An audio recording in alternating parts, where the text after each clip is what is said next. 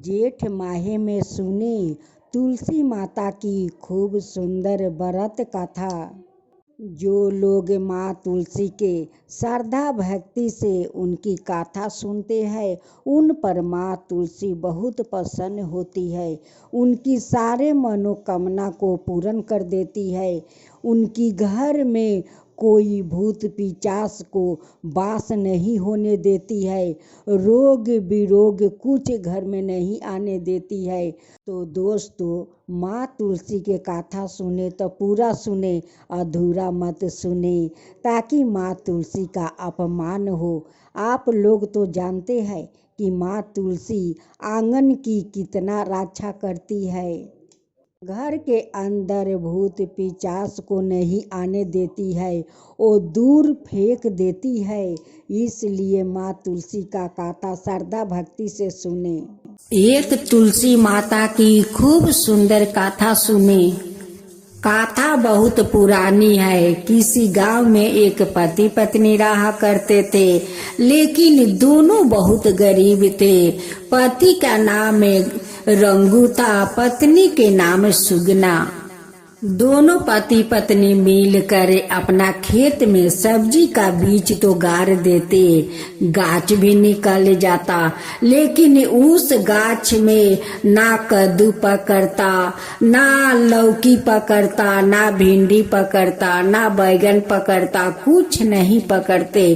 और उसी आस पास के खेत में बहुत सारा लौकी, कद्दू, भिंडी, बैगन से खेत लद जाता, लेकिन रंगू का खेत में कुछ नहीं पकड़ता।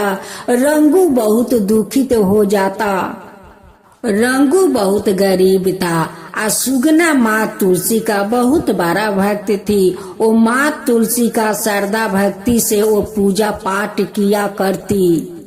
रंगू अपना खेत का हालत देख कर आता तो अपना पत्नी से कहता कि सुगना, सभी का खेत में इतना लौकी से लेकर भिंडी, बैगन सारे खेत लद जाता है, लेकिन हम लोग इतना मेहनत करते हैं, फिर भी हम लोग का उस पेड़ में एक भी फल नहीं पकड़ता है। सुगना अपना पति से कहती है कि सुनते हो जी, लगता है ऐसा कि हमारी माँ तुलसी बहुत दुखित है, उसलिए शायद हम लोग का खेत में एक भी सब्जी नहीं पकड़ता है। उसी बगल का खेत में इतना सारा साग सब्जी पकड़ लेता है, लेकिन हम लोग का खेत में नहीं पकड़ता है। लगता है माँ तुलसी बहुत दुखी है। रंगू का खेत में एक माँ तुलसी का पौधा था। उस पौधा के ऊपर कद्दू और लौकी का पेड़ से ढक गया था। माँ तुलसी वहीं पर दब गई थी। वो सांस नहीं ले पा रही थी, नहीं उनकी हवा बतास लग रहा था। वो तो सांस लेने में बहुत दिक्कत हो रही थी। कहने लगी कि मैं तो इस कद्दू और लौकी का पेड़ से दब गया हूँ, मुझे तो रंगू तो नहीं देखता है और नहीं सुगना देखती है कि मैं कितना दुख सह रही हूँ। एक दिन की बात है, रंगू और रंगू का पत्नी दोनों खेत में जाते हैं और उस खेत के बगल में माँ तुलसी एक लड़की के रूप में बैठकर अपना माथे पर हाथ रखते हुए रो रही थी। जब सुगना को नजर पड़ा तो उस लड़की के पास जाती है, कहती है कि आप कौन हो बहन? वो कहती है कि मैं तो तुलसी हूँ, क्या करूँ, मेरे ऊपर इतना भार जो है मैं तो सह नहीं सकती हूँ, उसलिए मैं रो रही हूँ। सुगना कहती है कि देखो बहन, ये तो भार सभी ने बेटी और बहू को माथे पर तो होता ही है। बेटी है जो अपना माता पिता को अपना माथे पर भार लेती है, बहू जाती है ससुराल तो उनकी माथे पर भार आ जाते हैं। ये भार तो दुनिया संसार में सभी को सहना पड़ता है। लेकिन सुगना को तो पता नहीं था कि किस भार के बारे में वो लड़की कह रही है। वही तो साक्षात माँ तुलसी थी। उनकी माथे पर तो कद्दू और लौकी का लाता पाता से भार था। उसी के बारे में तो वो कह रही थी, रो रही थी। लेकिन सुगना तो समझ नहीं पाई कि ये माँ तुलसी है, ये माँ तुलसी मेरे खेत में ही है और मेरे ही खेत का सारे गाछ गचली माता का ऊपर भार है। ये तो समझ नहीं पाई। सुगना उन्हें कहने लगी कि देखो बहन, चिंता मत करो, चलो मेरा घर, मेरे साथ चलो। कहने लगी कि मैं कैसे जाऊं, मेरे माथे से तो भार हटेगा तभी तो किसी को घर में जाऊंगी। सुगना तो नहीं तुलसी को पहचान पाई और नहीं उनकी बात को समझ पाई। सुगना कहते कहते थक गई, लेकिन माँ तुलसी उनके घर नहीं आई। सुगना चली आई अपना घर। माँ तुलसी कहने लगी कि ये दोनों तो खेत में तो आया, लेकिन गाछ हटाने को नहीं कोशिश किया और नहीं मुझे देखने को कोशिश किया। दोनों पति पत्नी घर चले गए। मैं तो जाऊं तो कैसे जाऊं, मैं तो इस पेड़ के नीचे दबी हुई हूँ। एक दिन माँ तुलसी बूढ़ी का रूप धारण करती है और सुगना के घर जाती है। उस दिन सुगना बहुत उदास बैठी हुई थी, क्योंकि नहीं उनकी कोई संतान था और नहीं खेत में कोई तरकारी पकड़ता था। भेष रूपी माँ तुलसी उस सुगना को कहती है कि बेटी, तू क्यों उदास बैठी हुई है, क्या हुआ? सुगना अपनी सारे तकलीफ बताने लगती है।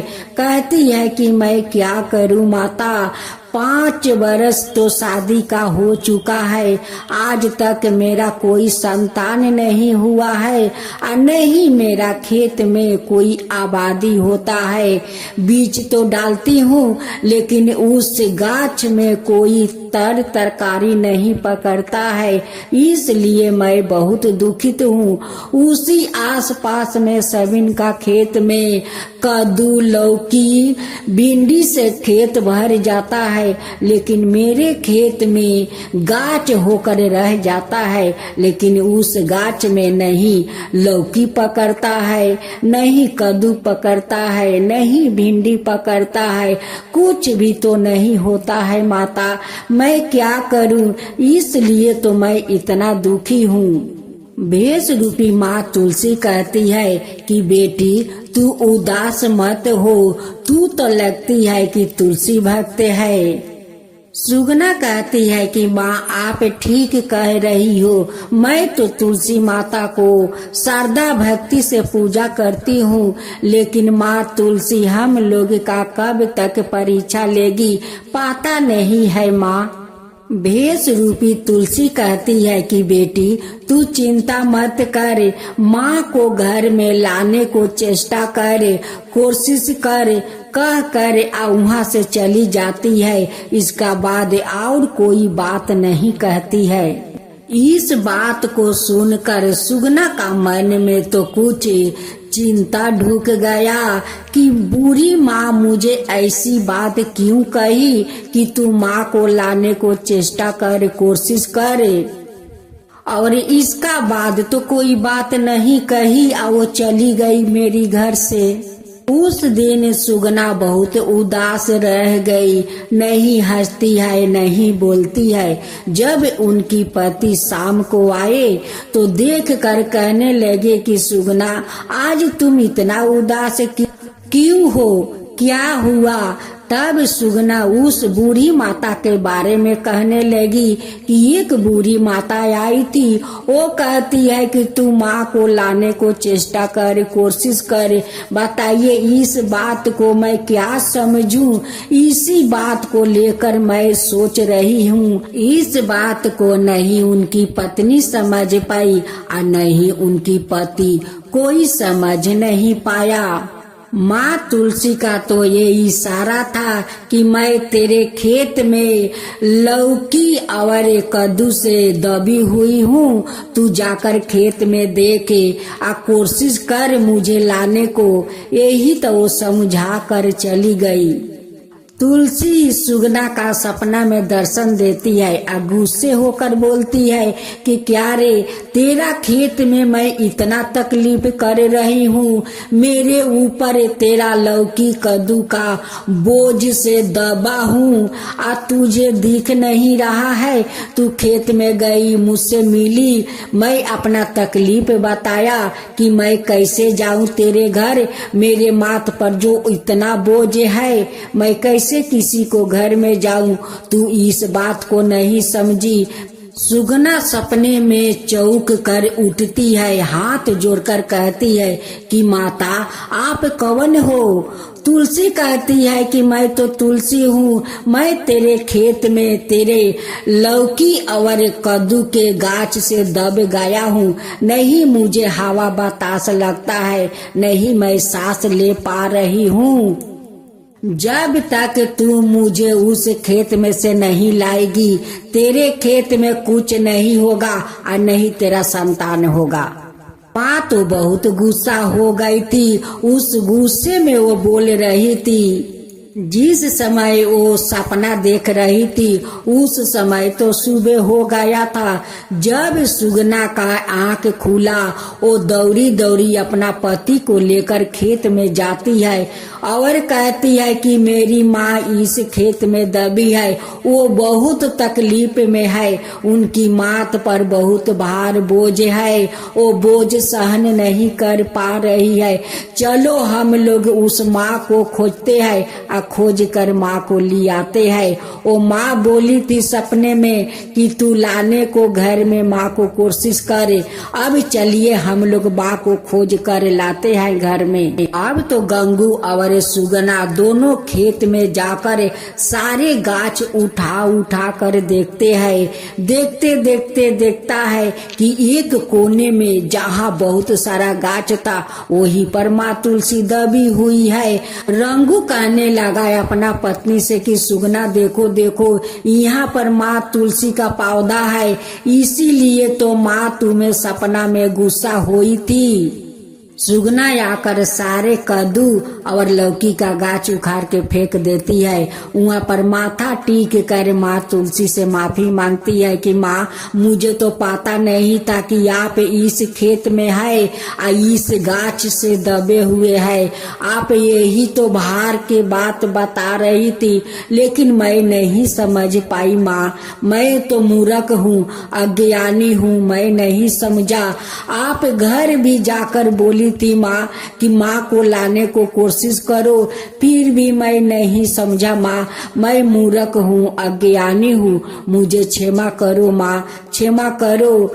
सुगना माँ तुलसी का श्रद्धा भक्ति से घर ले आती है, उनकी तुलसी का चौरा बनाती है और उसी में बैठा कर माँ तुलसी को पूजा करने लगती है। सुगना का श्रद्धा भक्ति देखकर माँ प्रसन्न हो जाती है। उनकी खेत में तो बहुत सारा लौकी कद्दू भिंडी बैगन से खेत लद जाता है और सुगना भी माँ बन जाती है। जब 2 दिन के बाद रंगू अपना खेत में जाता है, देखता है कि इतना सारा कद्दू लौकी बैगन भिंडी, बाप रे, इतना खेत में हो गया है। ये तो माँ तुलसी का चमत्कार हो गया। माँ तुलसी जो मेरे खेत में इतना दुख सह रही थी, इसी दुख के कारण तो मेरे खेत में फल नहीं पकड़ता था और नहीं मेरे पत्नी माँ बनती थी। अब तो माँ शायद लगता है कि वो पसंद है, उसी लिए तो मेरे खेत में इतना सब्जी लद गया है, मेरे पत्नी भी माँ बन गई है। रंगू और उनकी पत्नी दोनों बहुत खुश थे। रंगू कहने लगा कि देखो सुगना, आज से मैं भी तुलसी माता का पूजा करूंगी। हम दोनों मिलकर माँ तुलसी का श्रद्धा भक्ति से पूजा करेंगे। गंगू कहने लगा अपना पत्नी से कि देखो, काल सारे सब्जी तोड़कर बाजार में बेचूंगा और जितना पैसा होगा काल हम लोग माँ तुलसी का धाम धूम से पूजा करेंगे। अपना अड़ोस पड़ोस को लोग को भोजन भी करवाएंगे, दान पुण्य भी करेंगे। काल हम लोग धाम धूम से माँ तुलसी का पूजा करेंगे। गंगू अपना खेत का सब्जी तोड़कर बाजार में बेचता है। सारा फल मूंग से लेकर सारे पूजा का समग्रही आनता है। माँ तुलसी का धाम धूम से पूजा करता है।